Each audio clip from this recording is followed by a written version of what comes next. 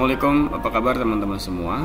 Jumpa lagi di channel Top Vantage di seri pembelajaran informatika kelas 11. Kali ini kita masuk bab strategi algoritmik dan pemrograman part 2. Oke, apa saja yang akan kita pelajari atau kita bahas? Mari kita simak bersama-sama. Tujuan pembelajaran kita pada kali ini yaitu siswa diharapkan dapat memahami konsep strategi algoritmik, mengenali berbagai teknik pemecahan masalah secara algoritmik, mengimplementasikan strategi tersebut dalam bentuk kode program, serta menumbuhkan kemampuan berpikir komputasional. Inilah tujuan pembelajaran kita. Lalu apa itu strategi algoritmik? Strategi algoritmik adalah pendekatan sistematis untuk memecahkan masalah menggunakan langkah-langkah logis. Kemudian penting dalam pemrograman agar solusi efisien dan mudah dipahami. Contoh sederhana, langkah-langkah membuat mie instan bisa dijadikan algoritma. Jadi strategi algoritmik tersebut mengambil dari kata algoritma. Algoritma tersendiri adalah langkah-langkah logis.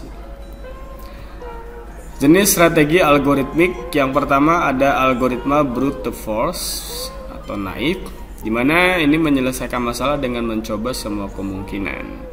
Contohnya mencari angka terbesar dari deretan angka. Jadi semua deretan angkanya itu dicoba sampai menemukan hasil yang terbesar. Kemudian yang kedua divide and conquer, di mana memecahkan masalah menjadi sub masalah kecil. Contoh merge sort, quick sort Yang ketiga ada greedy algorithm atau algoritma greedy, memilih solusi terbaik setiap langkah. Contoh algoritma pencarian uang kembalian. Yang keempat dynamic programming, menyimpan hasil sub masalah agar tidak dihitung ulang. Contoh menghitung bilangan Fibonacci secara efisien. Dan yang terakhir backtracking, mencoba kemungkinan dan mundur jika salah. Contoh menyelesaikan teka-teki Sudoku. Itulah 5 jenis dari strategi algoritmik.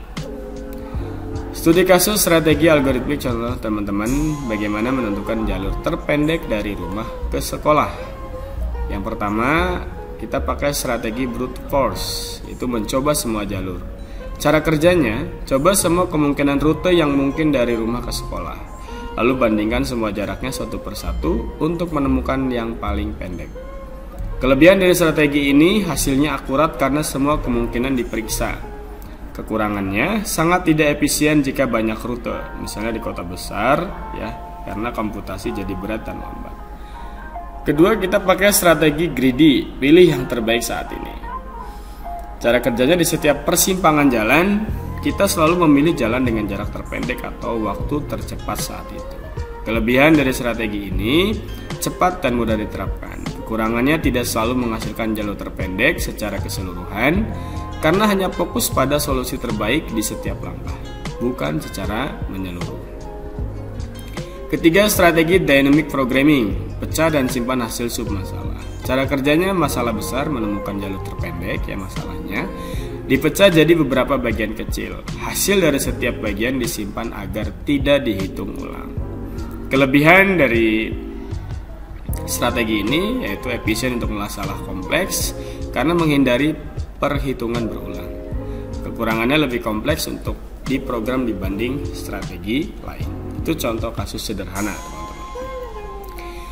Kesimpulan, setiap strategi punya kelebihan dan kekurangan. Tadi sudah jelaskannya, baik dari strategi brute force, algoritma greedy maupun pemrograman dinamis.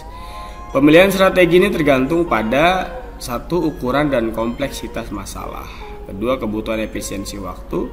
Dan ketiga, kemudahan implementasi dalam kode. Jadi kita boleh menggunakan salah satu dari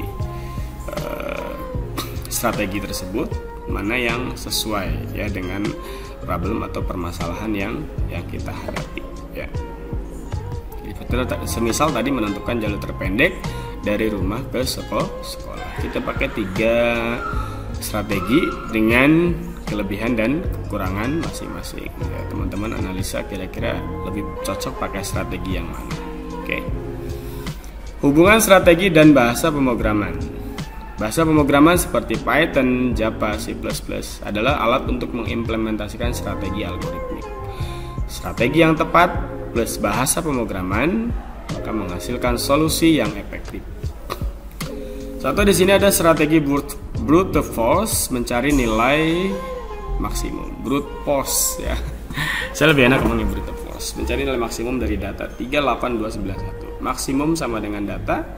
For angka in data, if angka lebih besar maksimum, maka maksimum diisi dengan angka. Print nilai maksimum diisi dengan variabel maksimum. Oke, ini kode dari Python teman-teman ya.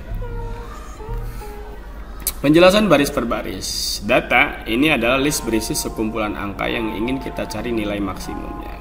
Dalam hal ini data ini berisi 3, 8, 2, 9, dan 1. Kemudian maksimum sama dengan data.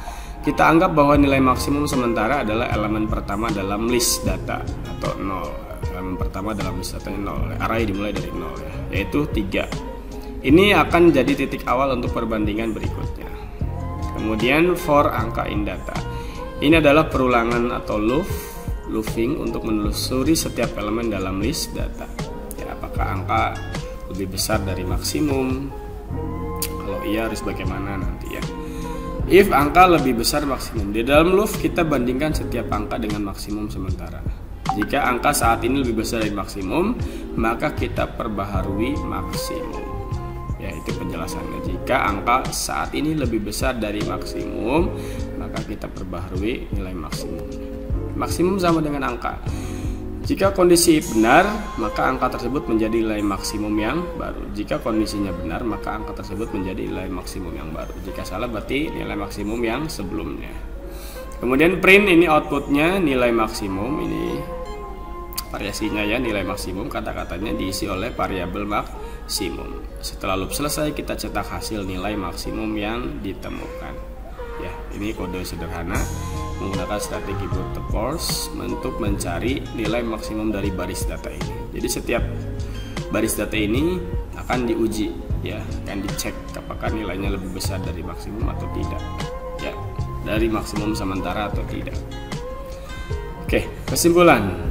Strategi ini adalah contoh dari brute force karena kita menelusuri semua elemen satu persatu tanpa trik atau auto optimasi khusus. Cocok digunakan untuk data kecil dan sederhana. Dari tadi yang kita praktikkan di kode Python itu menggunakan brute force, ini jadi elemennya dicek satu persatu ya, untuk mengetahui mana yang angka lebih besar gitu ya.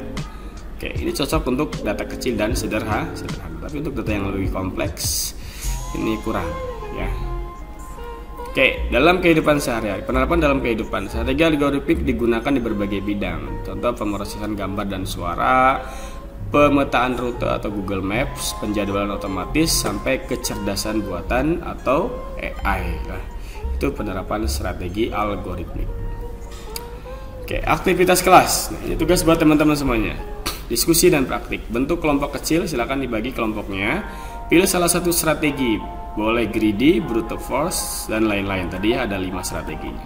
Rancang solusi algoritmik dari masalah berikut. Bagaimana memaksimalkan penggunaan baterai HP agar tahan seharian. Implementasikan dalam pseudocode atau kode sederhana. Ya, kode sederhananya boleh pakai Python atau C++. Mana yang teman-teman kuasai. Oke? Baik, terima kasih teman-teman untuk hari ini ya. Jadi strategi algoritmik membantu kita berpikir sistematis dan efisien. Kemampuan ini penting untuk menghadapi tantangan abad ke-21 yang serba digital. Oke. Jangan lupa tugas hariannya, tugas kelompoknya teman-teman, diskusi kelompoknya. Tetap semangat, salam sehat dan bahagia. Assalamualaikum.